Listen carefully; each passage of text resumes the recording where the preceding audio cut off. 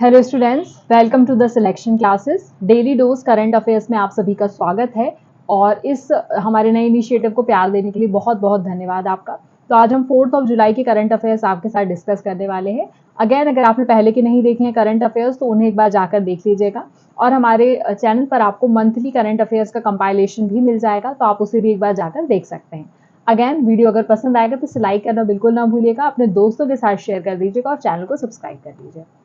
Recently, which organization has approved a $1.5 billion loans to support India's green hydrogen initiative? देखिए, hydrogen initiative के बारे में again कल भी क्वेश्चन था, आज भी क्वेश्चन है। तो हाइड्रोजन इनिशिएटिव इंपॉर्टेंट हो जाता है। तो कौन सी एक ऑर्गेनाइजेशन है जो यहाँ पर हाइड्रोजन इनिशिएटिव के लिए इंडिया को लोन दे रही है? तो वो उसका नाम याद रखना है, वर्ल्ड बैंक। ये हमें लोन दे रही है। तो ये आपको ध्यान रखना है। बेसिकली जो इंडिया का एक इनिशिएटिव है, that is India's National Green Hydrogen Mission, उसके तहत उसके साथ ही मिलकर ये काम करने वाला है।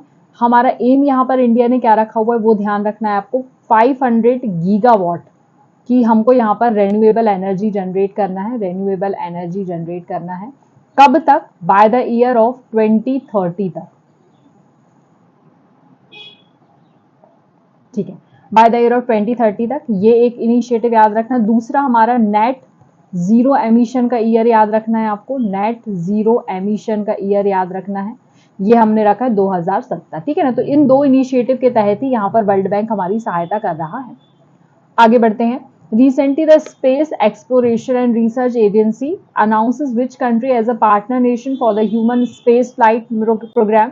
तो देखिए, ह्यूमन स्पेस फ्लाइट जाने वाले ह्यूमन को भी स्पेस में ले जाया जाएगा, but not as an astronaut, लेकिन फ्लाइट पर आप जा सकते हैं स्पेस घूमने के लिए। तो यहाँ पर किस कंट्री के साथ पार्टनरशिप की गई है, ये क्वेश्चन पूछा है। तो इंडिया के साथ इन्होंने पार्टनरशिप की है। किसने की है? Space exploration and research agency plus blue origin. इसका नाम भी ध्यान रखना। आई होप कुछ याद आया होगा। ब्लू ओरिजिन इलन मस्क की कंपनी, अगर आप लोगों को ध्यान हो तो ये इस फ्लाइट का नाम क्या रहेगा? New shepherd. इसका नाम भी याद रखना है ना, न्यू शेफर्ड करके फ्लाइट का नाम रहेगा। तो अगर आप लोग घूमने जाएंगे तो मुझे बिल्कुल बताइएगा कैसा रहा पर वहां पर माहौल। ठीक है। देन फिर India's army recently conducted joint military exercise मैत्री विथ विच कंट्रीज आर्मी? किस कंट्री के साथ इंडिया यहाँ पर मैत्री एक्सरसाइज परफॉर्म करता है? तो थाईलैंड के साथ यहाँ पर परफॉर्म किया जाता है। ये बेसिकली स्टार्ट कब किया गया था? तो 2006 में से स्टार्ट किया गया था। तो ये आप लोगों को ध्यान रखना है। ठीक है। Next we have recently where was the third United Nations conference on Afghanistan held? देखिए, यूनाइटेड नेशंस की कॉन्फ्रेंस जो अफगानिस्तान के लिए बेसिकली है, दोहा कतर में आयोजित की गई। अब आपको पता है अफगानिस्तान में इस समय पर तालिबान का शासन है ना, तो तालिबान ने पहली बार यहाँ पर पार्टिसिपेट किया है, इसलिए इंपॉर्टेंट हो जाता है। Which organization has recently captured an epic view of the largest volcano in our solar system named Olympus Mons using the Mars Odyssey orbiter? अब ये जो Mars Odyssey orbiter था, ये वैसे नासा के द्वारा किया गया काम है। ये नासा का ही मिशन था जो 2001 में नासा के द्वारा लॉन्च किया गया था। तो ये मिशन आप लोगों को ध्यान रखना है। बेसिकली मिशन लॉन्च क्यों किया गया था? ये मैप कर रहा था, mapping of the Mars surface, Mars की सरफेस को मैप करने के लिए बनाया गया था। वहां पर हमको एक ओलंपस मॉन्स करके मिला हुआ है, जो कि वहां का एक वॉल्केनो है, सोलर सिस्टम का एक लौता वॉल्केनो है जिसके बारे में अभी तक खोज करी गई है। तो इसका नाम आप लोगों को ध्यान रखना है। ठीक है, मिशन का नाम ध्यान रखना है, कब लॉन्च किया गया था और किसके द्वारा। In which state will South Asian largest flying training organisation be establish? तो यहाँ पर बोला गया है कि कौन सी स्टेट है जहाँ पर साउथ एशिया की largest flying training organisation establish की जा रही है। तो इसका नाम भी आप लोगों को ध्यान रखना है, दैट इज ऑफकोर्स महाराष्ट्र में किया गया है। और इसे ध्यान रखना है आप लोगों को, महाराष्ट्र में काम किया गया है और किसके साथ किया गया है? तो ये यहाँ पे आप देख सकते हैं, South Asia largest flying training organisation, FTO, flying training organisation. ठीक है, ये महाराष्ट्र में बेसिकली अमरावती करके जगह है वहां पर। Which country has recently assumed the presidency of European Union Council? Hungary के द्वारा किया गया है ये काम।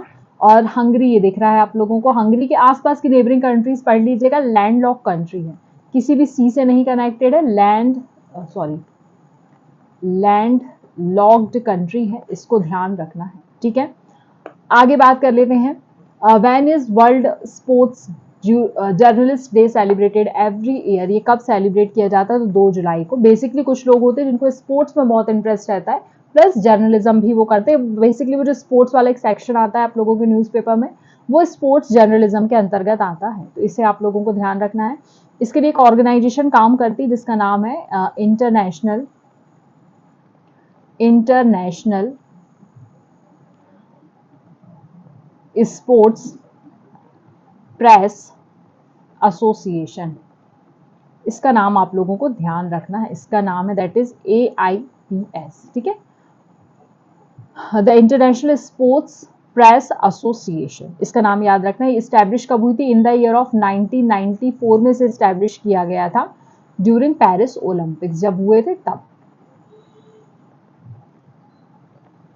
Next we have, where will the ICC men's T20 world cup 2026 be held? तो 2026 होने वाला है इंडिया और श्रीलंका में, और कितनी टीम्स पार्टिसिपेट करने वाली है? तो 12 टीमें पार्टिसिपेट करने वाली, जिसका 2 का नाम आपको पता है, इंडिया एंड श्रीलंका, बाकी के नाम अभी नहीं पता चले हैं। Who has been appointed as a batting coach in the mentor by Royal Challengers Bangalore? तो दिनेश कार्तिक जी को बनाया गया है, उनकी फोटो भी लगा दी मैंने, आई होप आपने इनको देखा होगा। तो यहाँ पर हमारे आज के करंट अफेयर्स होते हैं खत्म। आई होप वीडियो आपको पसंद आया होगा, अगर अच्छा लगा है तो इसे लाइक करना बिल्कुल ना भूलिए, चैनल को सब्सक्राइब कर दीजिए, हमारे टेलीग्राम चैनल से जुड़ जाइए जहां पर हम जो भी पढ़ाते हैं उसका PDF आपको मिल जाएगा। I hope you like the session, thank you so much.